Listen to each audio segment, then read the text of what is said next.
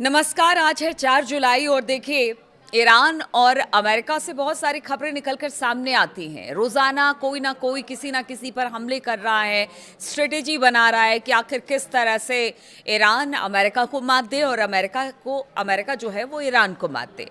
लेकिन आज अपडेट्स पर बहुत ज़्यादा बात नहीं करूंगी, क्योंकि देखिए ट्रंप ने कह दिया है कि या तो डील करो या तो फिर हमले के लिए तैयार रहो। और ये तो शुरुआती दिनों से ट्रंप कह रहे हैं, लेकिन इसका असर ईरान पर नहीं हो रहा है। तो आज इसी पर बात होगी कि आखिर क्या वजह है कि अमेरिका जैसी महाशक्ति ईरान पर काबू नहीं पा रही है। तो दुनिया भर के एक्सपर्ट से अब ईरान जंग जीतने का डोनाल्ड ट्रंप यानी कि अमेरिका तरीका पूछ रहा है। और ये नौबत आखिर क्यों आई है, आखिर क्या वजह रही कि ईरान के साथ युद्ध छेड़कर ट्रंप और अमेरिका फंस चुका है। कहते हैं ना कि अभिमन्यु चक्रव्यूह में फंस चुका है।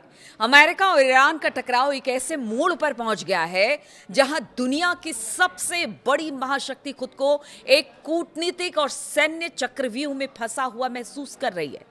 अमेरिका ने ईरान पर दबाव बनाने के लिए कई हफ्तों तक भारी बमबारी की, हवाई हमले किए, लेकिन जमीनी हकीकत यह है कि लगातार हमलों के बावजूद ना तो हॉर्मुज स्ट्रेट का संकट पूरी तरह से खत्म हुआ और ना ही ईरान के परमाणु कार्यक्रम पर कोई ठोस समाधान निकल पाया।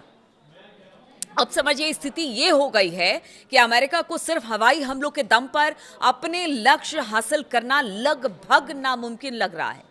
और यही वजह है कि अमेरिकी सैन्य रणनीतिकार अब इस युद्ध से बाहर निकलने और ईरान पर नकेल कसने के लिए बिल्कुल नए और कह रहे हैं ना कि नए नए तरीकों की तलाश में जुटे हैं कि आखिर किस तरह से ईरान पर काबू पाया जा सके।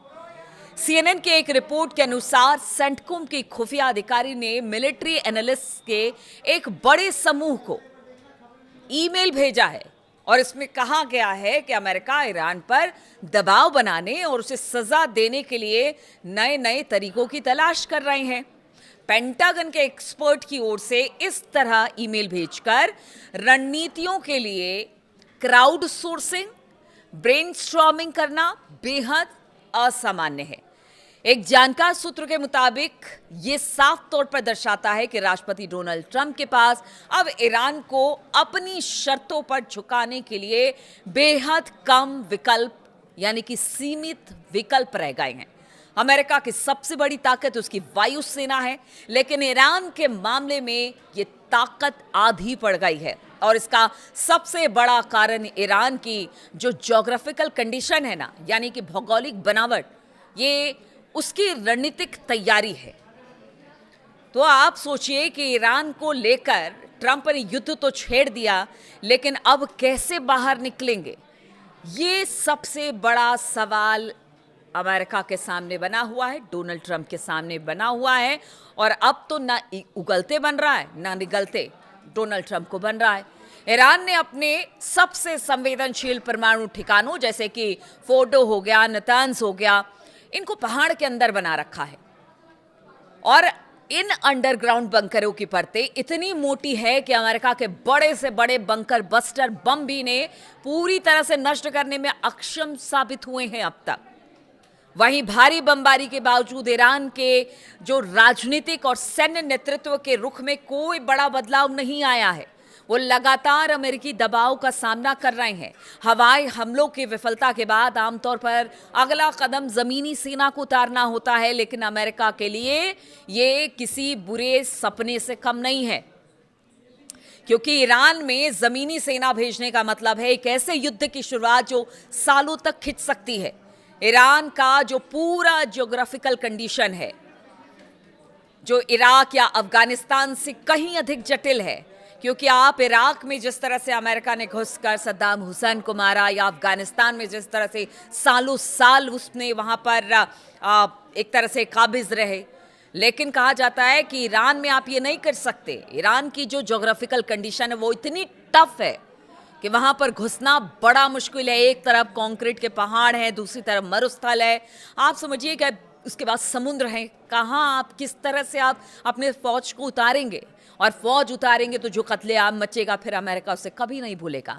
तो यही सब है जटिल समस्याएं जो सबसे बड़ा इस वक्त तनाव दे रहा है डोनाल्ड ट्रंप को।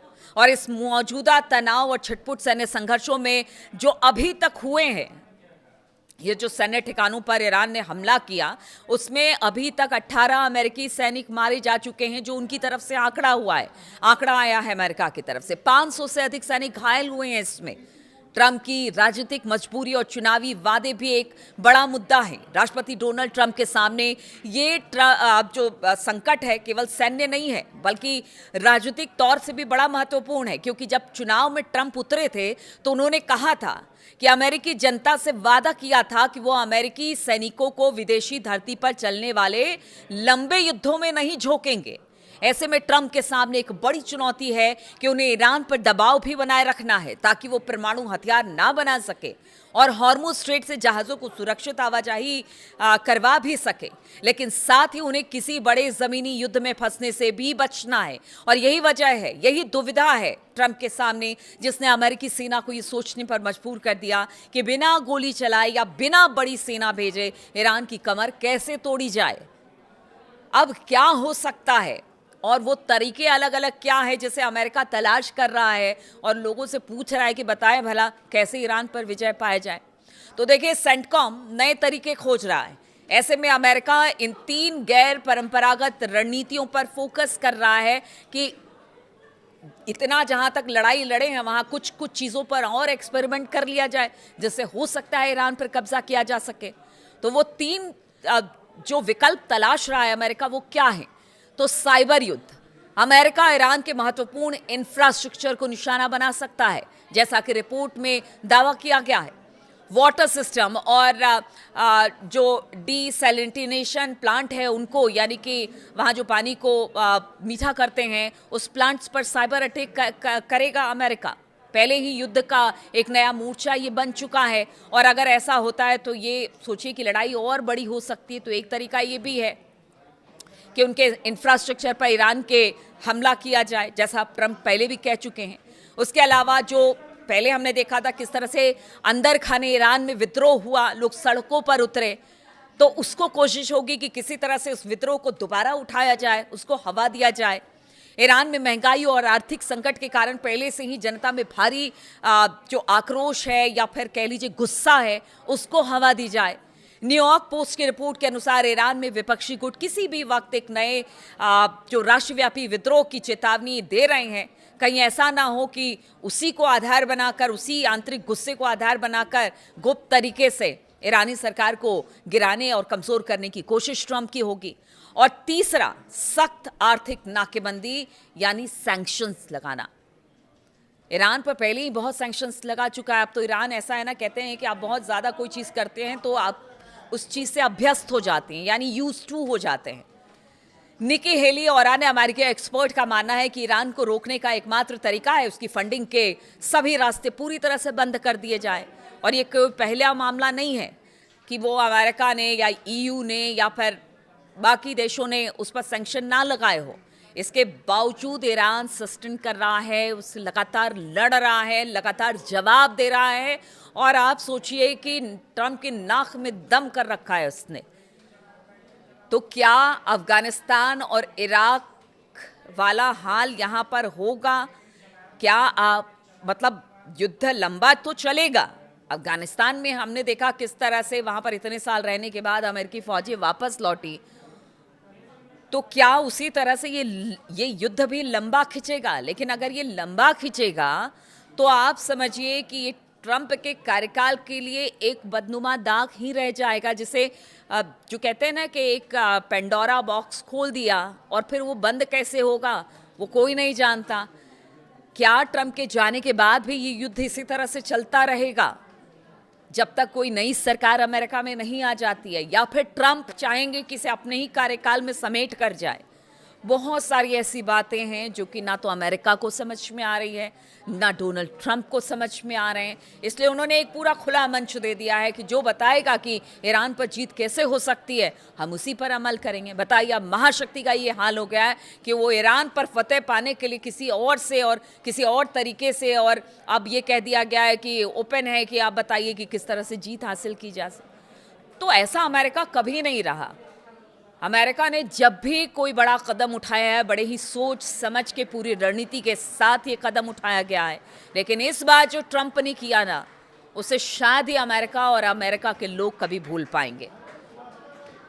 तो इस वीडियो में फिलहाल इतना ही। बहुत बहुत शुक्रिया आप सभी का मेरे साथ इस वीडियो में शामिल होने के लिए, और अपना कमेंट ज़रूर देते रहिएगा, इंतज़ार रहेगा। और देखिए, एक आध दो दिन से मैं आपके सामने नहीं आ रही थी, थोड़ी सी तबीयत नासाज थी, लेकिन तमाम अपडेट्स लेकर आपके पास आते रहूँगी। कमेंट ज़रूर करते रहिएगा।